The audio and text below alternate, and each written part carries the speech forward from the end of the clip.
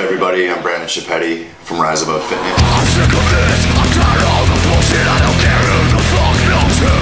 I grew up in Newport Beach, California. Born in 1980, 35 years old right now. I've always been a really self-driven person.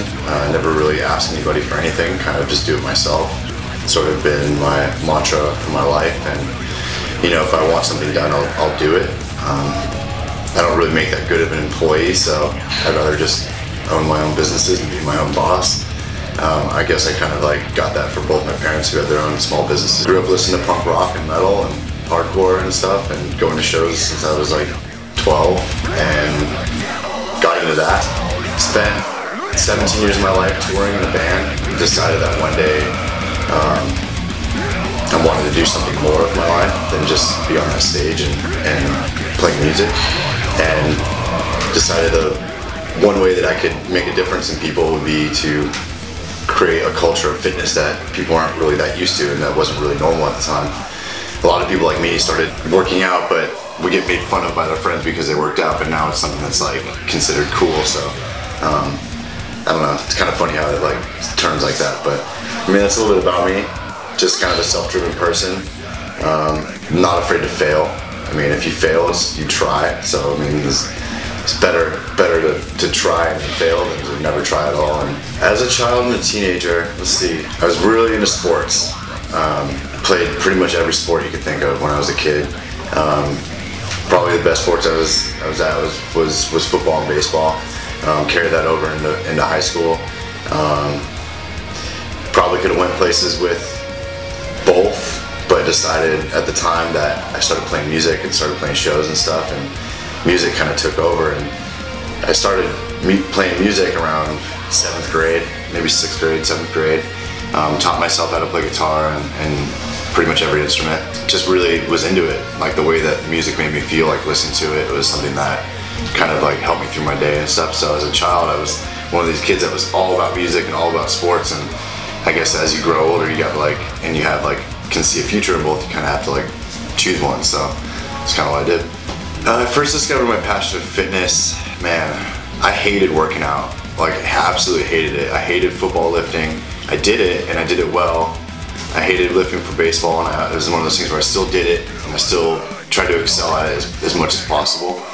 But I wasn't like the biggest fan. Like, I wouldn't go to the gym and stuff, and then kind of I quit playing sports around like my end of my junior year, into my senior year, and I didn't have the weight room aspect to it anymore. And then I really realized how much it actually meant to me to work out. So then I got like a gym membership, started going, you know, pretty much every day, and I kind of realized right there that fitness means something to me as far as like the therapeutic aspect of it. To me, you know, I have like a hard day or a stressful day or whatever. Even as a kid, kids have stressful days. It's still a stress reliever. You know, you get to take your bullshit and kind of put it on the bar and lift it off you. And it's kind of like, that's basically like my whole like outlook towards it is, it's therapy to me. I feel like I need this to survive. As much as, you know, you strive for things like, you know, a better physique or lower body fat or PRs or whatever. You know, for me, those things are great, but I kind of feel like it's vital for my life in general. I feel that if you take that away from me, it'd be like taking away like water from like a human being. It's like that's how important it is to me.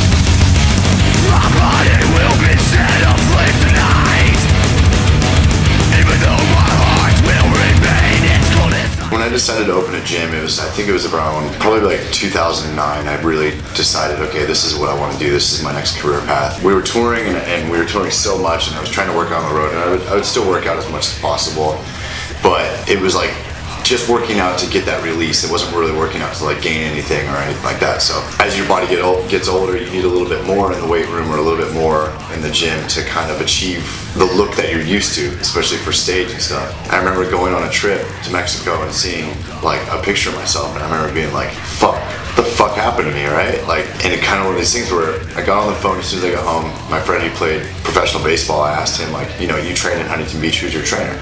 So he introduced me to his trainer, and I walked into his gym and it was like good music on, not like crappy music, and you know, athletes, musicians, and a whole different types of people that were working out together.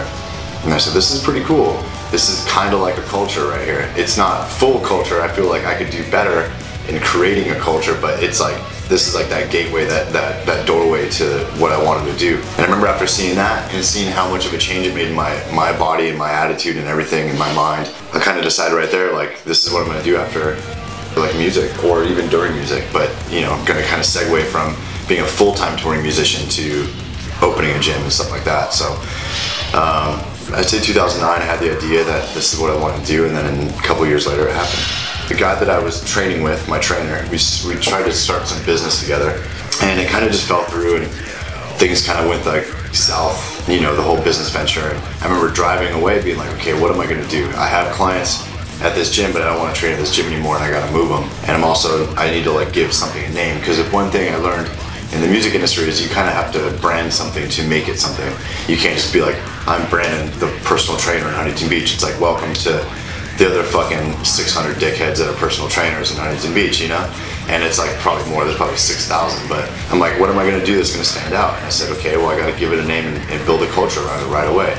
My iPod was on shuffle and it played the song Rise Above by Black Flag. Listened to it and then I'm just like, dude, that's it, Rise Above Fitness right there. One of my favorite bands. They kind of created a culture with like their, you know, their logo, the broken up flag, and just everything like that. It was a total culture band, and it's like, this is perfect. It's telling me something right here. Who's the badass at Rise Above?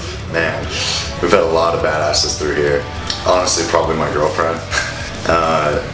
I've trained her really well, and when she's on, she's like probably the most impressive person in this gym. So yeah, I'd say probably Lindsay's probably the biggest badass here. The advice I'd probably give my younger self would be, don't act so impulsively.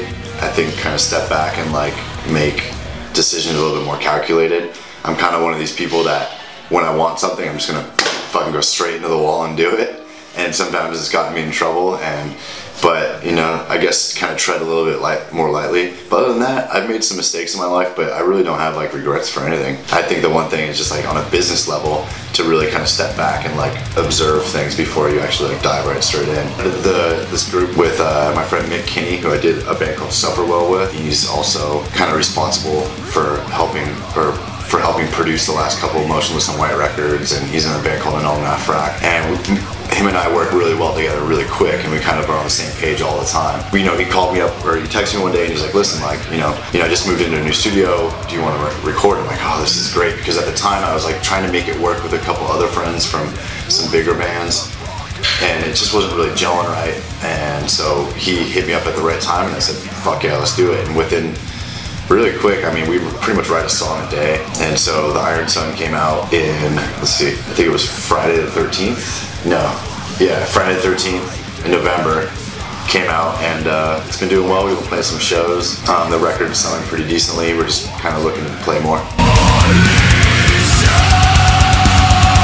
Drop in the traces.